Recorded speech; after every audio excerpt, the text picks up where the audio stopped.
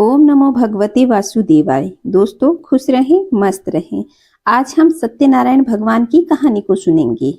सत्यनारायण भगवान का व्रत कब करना है, इसका क्या शुभ मुहूर्त है, उसका वीडियो मैंने चैनल पे उपलब्ध करवा दिया है। आप वहां से जाकर के उसे भी सुन सकते हैं। आइए दोस्तों शुरू करते हैं सत्यनारायण भगवान की कथा।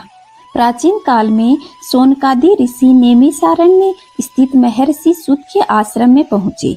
ऋषिगण महर्षि सूत से प्रश्न करते हैं कि लौकिक कष्ट मुक्ति, सांसारिक सुख समृद्धि एवं पारलौकिक लक्ष्य की सिद्धि के लिए सरल उपाय क्या है। महर्षि सूत सोनकादि ऋषियों को बताते हैं कि ऐसा ही एक प्रश्न नारद जी ने भगवान विष्णु से किया था। भगवान विष्णु ने नारद जी को बताया कि लौकिक क्लेश मुक्ति, सांसारिक सुख समृद्धि एवं पारलौकिक लक्ष्य सिद्धि के लिए एक ही राजमार्ग है, वह है सत्यनारायण व्रत। सत्यनारायण का अर्थ है सत्य आचरण, सत्याग्रह, सत्यनिष्ठा। संसार में सुख समृद्धि की प्राप्ति सत्य आचरण द्वारा ही संभव है। सत्य ही ईश्वर है। सत्य आचरण का अर्थ है ईश्वर आराधना, भगवत पूजा। कथा का प्रारंभ सूत जी द्वारा कथा सुनाने से होता है। नारद जी भगवान विष्णु के पास जाकर उनकी स्तुति करते हैं। स्तुति सुनने से अनंतर भगवान विष्णु जी ने नारद जी से कहा, महाभाग, आप किस प्रयोजन से यहाँ आए हैं? आपके मन में क्या है, कहिए, वह सब कुछ मैं आपको बताऊंगा। नारद जी बोले, भगवान, मृत्यु लोक में अपने पाप कर्मों के द्वारा विभिन्न योनियों में उत्पन्न हुए सभी लोग बहुत प्रकार के कलेशों से दुखी हैं। हे नाथ, किस लघु उपाय से उनके कष्टों का निवारण हो सकेगा? यदि आपकी मेरे ऊपर कृपा हो तो वह सब मैं सुनना चाहता हूँ, उसे बताइए। श्री भगवान ने कहा, हे वत्स, संसार के ऊपर अनुग्रह करने की इच्छा से आपने बहुत ही अच्छा प्रश्न पूछा है। जिस व्रत के करने के कारण प्राणी मोह से मुक्त हो जाता है, उसे आपको बताता हूँ, सुनिए। हे वत्स, स्वर्ग और मृत्यु लोक में दुर्लभ भगवान सत्यनारायण का एक महान पुण्यप्रद व्रत है। आपके स्नेह के कारण इस समय उसे मैं आपको कह रहा हूँ। अच्छी प्रकार विधि विधान से भगवान सत्यनारायण व्रत करके मनुष्य शीघ्र ही सुख प्राप्त कर परलोक में मोक्ष को प्राप्त करता है। भगवान की ऐसी वाणी सुनकर नारद मुनि ने कहा, प्रभु, इस व्रत को करने का क्या फल है? इसका विधान क्या है? इस व्रत को किस किसने किया है और इसे कब करना चाहिए? यह सब विस्तार पूर्वक बताइए।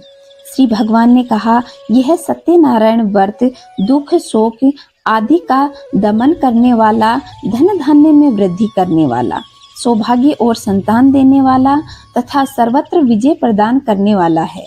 जिस जिस भी दिन भक्ति और श्रद्धा से समन्वित होकर मनुष्य ब्राह्मणों और बंधु बांधवों के साथ धर्म में तत्पर होकर सायंकाल में भगवान सत्यनारायण की पूजा करे, नैवेद्य के रूप में उत्तम कोटि के भोजनीय पदार्थ को सवाय मात्रा में भक्ति पूर्वक अर्पित करने और केले के फल, घी, दूध, गेहूं का चूर्ण अथवा गेहूं के चूर्ण के अभाव में साठी चावल का चूर्ण, शक्कर या गुड़, यह सब भक्ष्य सामग्री सवाय मात्रा में एकत्रित करके निवेदित करनी चाहिए। बंधु बांधवों के साथ में श्री सत्यनारायण भगवान की कथा सुनकर दक्षिणा देनी चाहिए। तदंतर बंधु बांधव के साथ भोजन ग्रहण करना चाहिए। भक्ति पूर्वक प्रसाद ग्रहण करके नृत्य गीत आदि का आयोजन करना चाहिए। तदंतर भगवान सत्यनारायण का स्मरण करते हुए अपने घर जाना चाहिए। ऐसा करने से मनुष्य की अभिलाषा पूर्ण होती है। विशेष रूप से कलयुग में पृथ्वी लोक में यह सबसे छोटा उपाय है। सूत जी बोले, हे द्विजो, अब मैं पुनः पूर्व काल में जिसने इस सत्यनारायण व्रत को किया उसे भली भांति विस्तार पूर्वक कहूँगा। रमणीय नगरी काशी नाम नगर में कोई अत्यंत निर्धन ब्राह्मण रहता था। भूख और प्यास से व्याकुल होकर वह पृथ्वी पर भटकता रहता था। भगवान ने उस दुखी के दुख को देखकर वृद्ध ब्राह्मण का रूप धर करके आदर पूर्वक पूछा, हे प्रतिदिन अत्यंत दुखी होकर तुम इस पृथ्वी पर क्यों भ्रमण करते हो? हे द्विजश्रेष्ठ, यह सब बताओ, मैं सुनना चाहता हूँ।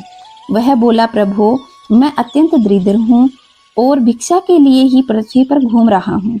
यदि मेरी इस दरिद्रता को दूर करने का आपके पास कोई उपाय है तो कृपा करके बताइए। वृद्ध बोला कि हे देव, सत्यनारायण भगवान विष्णु अभीष्ट फल देने वाले हैं। हे विप्र, तुम उनका उत्तम व्रत करो, जिसे करने से मनुष्य सभी दुखों से मुक्त हो जाता है। व्रत के विधान को भी प्रयत्न पूर्वक कहकर के वृद्ध रूपधारी भगवान विष्णु अंतर्धान हो गए। वृद्ध ने जैसा कहा उस व्रत को अच्छी प्रकार वैसे ही करूंगा। यह सोचते हुए उसको रात को नींद भी नहीं आई। अगले प्रातः काल उठकर सत्यनारायण का व्रत करूंगा, ऐसा संकल्प करके वह भिक्षा के लिए चल पड़ा। उस दिन भिक्षा में उसे बहुत सारा धन प्राप्त हुआ। उसी धन से उसने बंधु बांधवों के साथ में सत्यनारायण व्रत का प्रण किया और व्रत किया। इस व्रत के प्रभाव से वह श्रेष्ठ सभी दुखों से मुक्त होकर समस्त संपत्तियों से संपन्न हो गया। उस दिन से लेकर प्रत्येक महीने उस व्रत को करने लगा।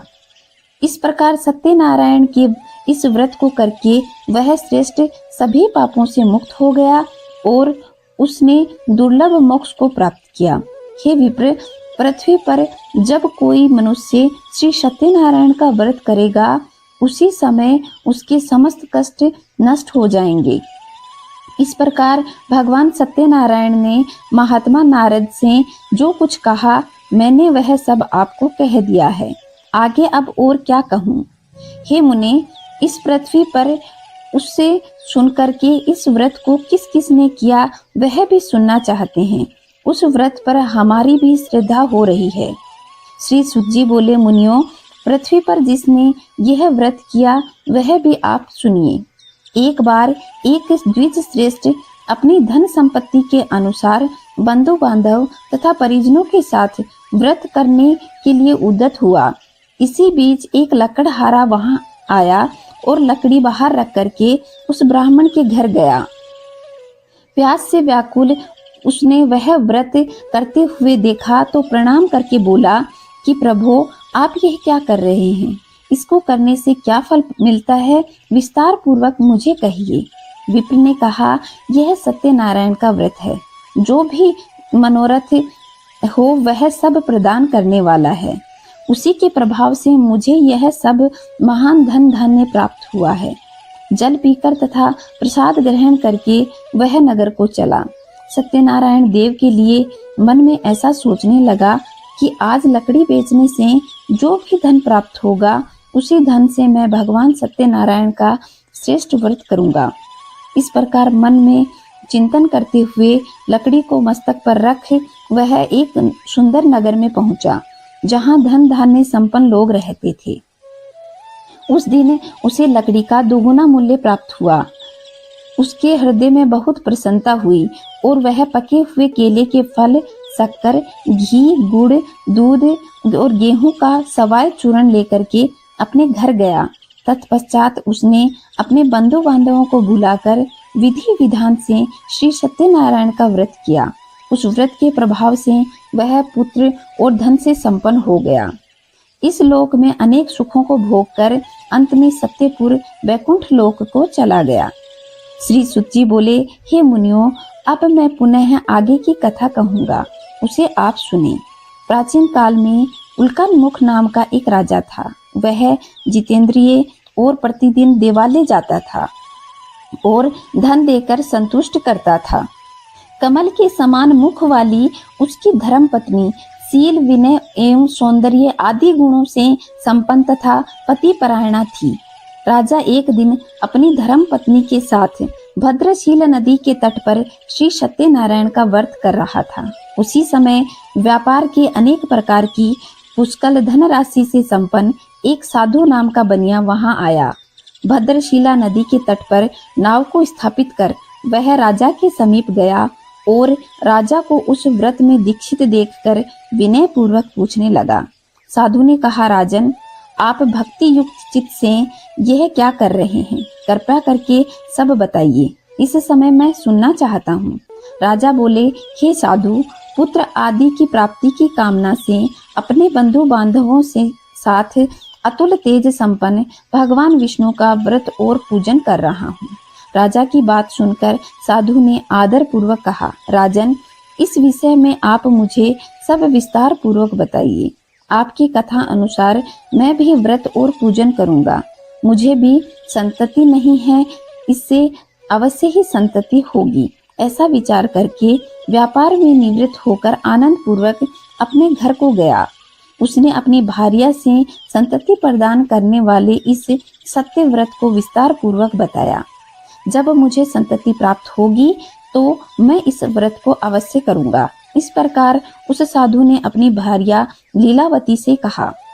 कुछ समय बाद लीलावती भगवान सत्यनारायण की कृपा से गर्भिणी हुई। 10वें मास में उसे कन्या रत्न की प्राप्ति हुई। वह शुक्ल पक्ष के चंद्रमा की भांति दिन प्रतिदिन बढ़ने लगी। उस कन्या का नाम कलावती रखा। इसके बाद एक दिन लीलावती ने अपने स्वामी से मधुर वाणी में कहा कि आप पूर्व में संकल्पित श्री सत्यनारायण व्रत को क्यों नहीं कर रहे हैं। साधु बोले, प्रिय, मैं इसके विवाह पर सत्यनारायण व्रत करूंगा। इस प्रकार अपनी पत्नी को भली भांति आश्वस्त कर वह व्यापार करने के लिए नगर में चला गया। इधर कन्या कलावती पिता के घर में बढ़ने लगी। तदंतर धर्म यज्ञ साधु ने घर में सखियों के साथ क्रीड़ा करते हुए अपनी कन्या को विवाह योग्य देखकर आपस में मंत्रणा करके कन्या विवाह के लिए श्रेष्ठ वर का अन्वेषण करो, ऐसा कहकर दूत को शीघ्र ही भेज दिया। उसकी आज्ञा पाकर दूत कांचन नामक नगर में गया और वहां से एक वणिक पुत्र ले आया। उस साधु ने उस वणिक पुत्र को सुंदर और गुणों से संपन्न देखकर अपनी जाति के लोगों तथा बंधु बांधवों के साथ संतुष्ट चित्त से विधि विधान से वणिक पुत्र के हाथ में कन्या का हाथ देकर के कन्यादान कर दिया। उस समय वह साधु बनिया दुर्भाग्यवश भगवान की उत्तम व्रत को भूल गया। पूर्व संकल्प के अनुसार विवाह के समय व्रत न करने के कारण भगवान उस पर रुष्ट हो गए। कुछ समय पश्चात वह अपने व्यापार कर्म में कुशल हुआ है। साधु बनिया काल की प्रेरणा से अपने दामाद के साथ व्यापार करने के लिए समुद्र के समीप स्थित रतनसारपुर नाम के सुंदर नगर में गया और अपने श्री संपन्न दामाद के साथ वहां व्यापार करने लगा। उसके बाद वे दोनों राजा चंद्रकेतु के रमणीक नगर में पहुंचे। उसी समय भगवान सत्यनारायण ने उसे भ्रष्ट प्रतिज्ञ देखकर उसे दारुण और कठिन महान दुख प्राप्त होगा यह शाप दे दिया। एक दिन एक चोर राजा चंद्रकेतु के धन को चुराकर वहीं गया जहां वे दोनों स्थित थे।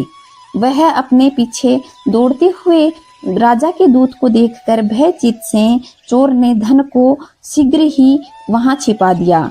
इसके बाद राजा के दूत वहां आए जहां वे साधु वणिक थे।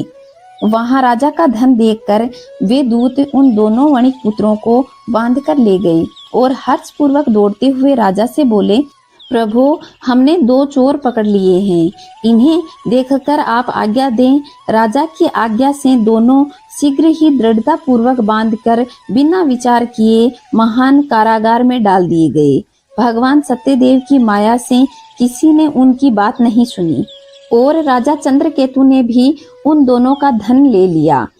भगवान के शाप से वणिक के घर में उनकी भार्या भी अत्यंत दुखी हो गई और उनके घर का सारा सामान चोर चुरा कर ले गए। लीलावती शारीरिक और मानसिक पीड़ाओं से युक्त भूख और प्यास से दुखी हो अन्न की चिंता से दर दर भटकने लगी।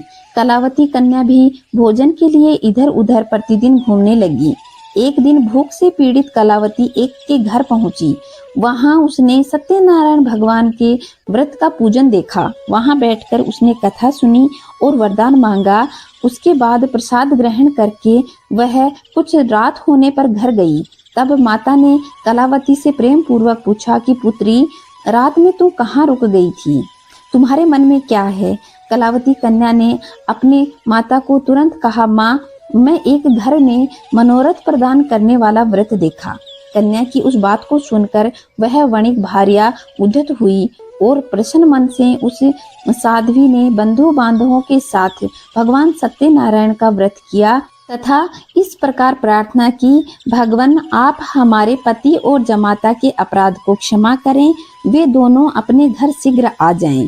इस व्रत से भगवान सत्यनारायण पुनः संतुष्ट हो गए और उन्होंने चंद्रकेतु राजा के स्वप्न में दर्शन दिए और कहा कि हे नृपश्रेष्ठ, प्रातः काल दोनों वणिकों को छोड़ देना, वह सारा धन भी उन्हें दे देना जो तुमने उनके इस समय ले लिया है, अन्यथा तेरा राज्य और पुत्र आदि मैं नष्ट कर दूंगा। राजा से स्वप्न में ऐसा कहकर भगवान सत्यनारायण अंतर्धान हो गए। इसके बाद प्रातः काल राजा ने सभासदों के सामने अपने स्वप्न की बात कही और कहा कि दोनों वणिक पुत्रों को शीघ्र ही मुक्त कर दो। राजा की ऐसी बात सुनकर वे राजपुरुष दोनों महाजनों को बंधन मुक्त करके राजा के सामने लाकर विनय पूर्वक बोले, महाराज, बेड़ी बंधन से मुक्त करके दोनों वणिक पुत्र ले आए हैं। इसके बाद दोनों महाजन नृपश्रेष्ठ चंद्रकेतु को प्रणाम करके अपने पूर्व वृत्तांत का स्मरण करते हुए भय विघ्न हो कुछ भी नहीं बोल सके। राजा ने वणिक पुत्रों को देखकर आदर पूर्वक कहा, आप लोगों को प्रारब्धवश यह महान दुख झेलना पड़ा है, इस समय अब कोई भय नहीं है। ऐसा कहकर उनकी बेड़ी खुलवाकर रोक्षकर्म आदि कराया। राजा ने वस्त्र अलंकरण देकर उन दोनों वणिक पुत्रों को संतुष्ट किया तथा सामने बुलाकर वाणी द्वारा अत्यंत आनंदित किया। पहले जो धन लिया था उसका दुगना धन दे करके राजा ने पुनः कहा, साधु, अब आप अपने घर को जाएं। राजा को प्रणाम करके आपकी कृपा से हम जा रहे हैं। ऐसा कहकर उन दोनों महाशयों ने अपने घर के लिए प्रस्थान किया। सूत जी बोले, साधु बनिया मंगलाचरण कर और ब्राह्मणों को धन देकर अपने नगर को चल पड़ा। साधु के कुछ दूर जाने पर भगवान सत्यनारायण ने उनकी सत्यता की परीक्षा के विषय में जिज्ञासा करके कहा, साधु, तुम्हारी नाव में क्या भरा है? तब धन के मद में चूर दोनों महाजनों ने अफेलना पूर्वक हंसते हुए कहा, दंडिन, क्यों पूछ रही हो? क्या कुछ धन लेने की इच्छा है? हमारी नाव में तो लता और पत्ते आदि भरे हुए हैं। ऐसी निष्ठुर वाणी सुनकर के तुम्हारी बात सत्य हो जाए। ऐसा कह करके दंडी सन्यासी को रूप धारण किए हुए भगवान सत्यनारायण दूर जाकर समुद्र के समीप बैठ गए। दंडी के चले जाने के बाद में नित्य क्रिया आदि के पश्चात उतराई हुई अर्थात जल में ऊपर उठी हुई नौका को देखकर साधु अत्यंत आश्चर्य में पड़ गया और नाव में लता और पत्ते आदि देखकर मूर्छित होकर के जमीन पर गिर पड़ा। चेत होने पर वणिक पुत्र चिंतित हो गया। तब उसके दामाद ने इस प्रकार कहा, आप शोक क्यों करते हो? दंडी ने साप दे दिया है। इस स्थिति में वे ही चाहें तो सब कुछ कर सकते हैं, इसमें संशय नहीं है। अतः उन्हीं की शरण में चलना चाहिए। दामाद की बात सुनकर वह साधु बनिया उनके पास गया और वहां दंडी को देखकर उनसे भक्ति पूर्वक प्रणाम किया और आदर पूर्वक कहा कि आपके सम्मुख मैंने जो कुछ कहा असत्य भाषण के रूप में अपराध किया, आप मेरे उस अपराध को क्षमा कर दें। ऐसा कहकर बारंबार प्रणाम करके वह महान शोक से आकुल हो गया। दंडी ने उसे रोता देखकर कहा, हे मूर्ख, रो मत, मेरी बात सुनो। मेरी पूजा से उदासीन होने के कारण तथा मेरी आज्ञा से तुम बारंबार दुख भोग रहे हो। भगवान की ऐसी वाणी सुनकर के उनकी स्तुति करने लगा। साधु ने कहा, हे प्रभु, यह आश्चर्य की बात है कि आपकी माया से मोहित होने के कारण ब्रह्मा आदि देवता भी आपके गुणों और रूपों को यथावत रूप से नहीं जान पाते। फिर मैं मूर्ख आपकी माया से मोहित होने के कारण कैसे जान सकता हूँ? आप प्रसन्न हो, मैं अपनी धन संपत्ति के अनुसार आपकी पूजा करूँगा। मैं आपकी शरण में आया हूँ। मेरा जो कुछ नौका में था वह धन वापस मुझे प्राप्त हो जाए, ऐसी कृपा करके मुझे संतुष्ट कीजिए। भगवान श्री हरि अभिष्ट वर प्रदान करके अंतर्धान हो गए। उसके बाद वह साधु अपनी नौका में चढ़ा और उसे धन धान्य से परिपूर्ण देख करके भगवान सत्यदेव की कृपा से हमारा मनोरथ पूर्ण हो गया। ऐसा कहकर स्वजनों के साथ में भगवान सत्यदेव की पूजा की। भगवान श्री सत्यनारायण की कृपा से वह आनंद पूर्वक और परिपूर्ण हो गया और नाव में अत्यंत और प्रयत्न पूर्वक संभाल कर देश के लिए प्रस्थान किया।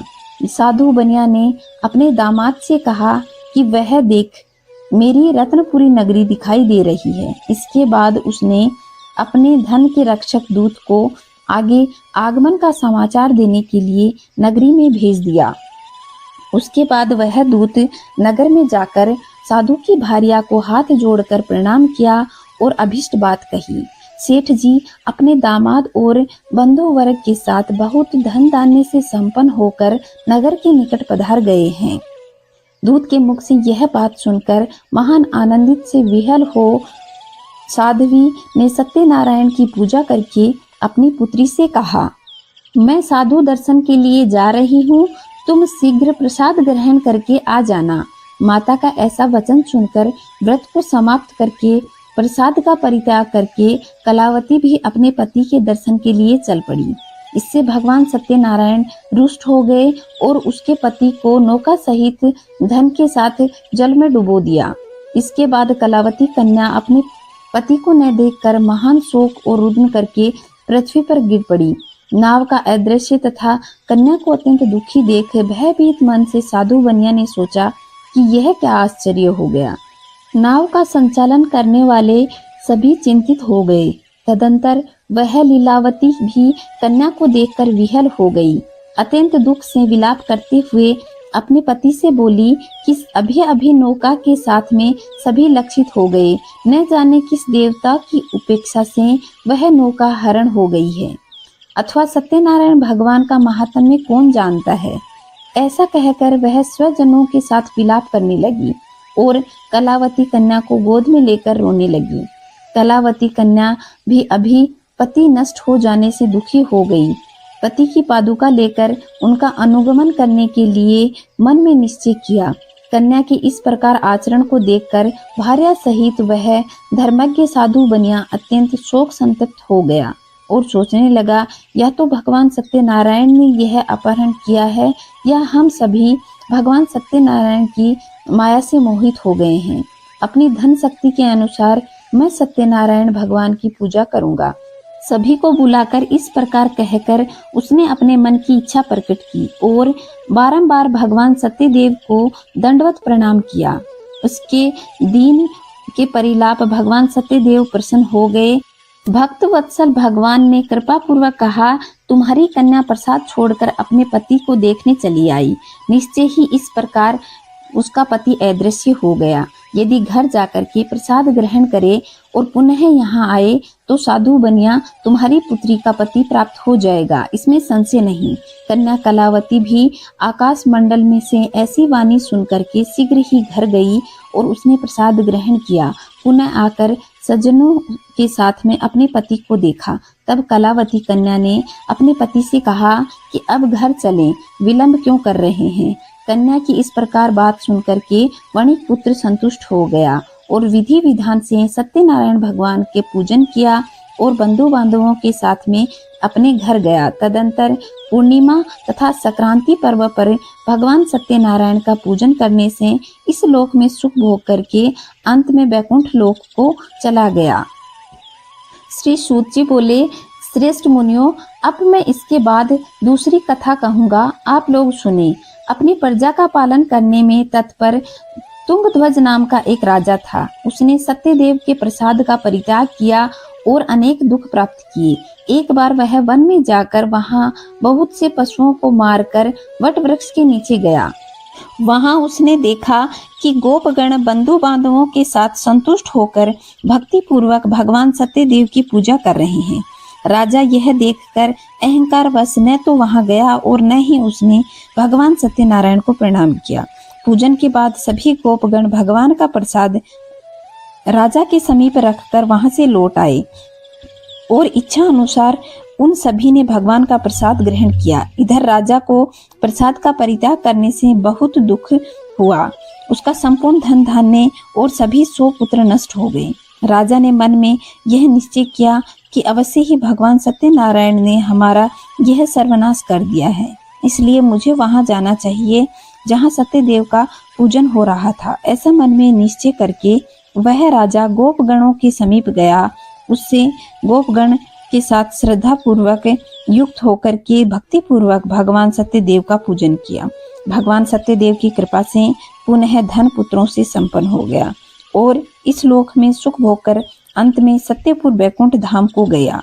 सूत जी बोले कि जो व्यक्ति इस परम दुर्लभ सत्यनारायण व्रत को करता है और पुण्यमयी तथा फलदायिनी भगवान की कथा को भक्ति पूर्वक सुनता है, उसे भगवान सत्यनारायण की कृपा से धन धान्य आदि की प्राप्ति होती है।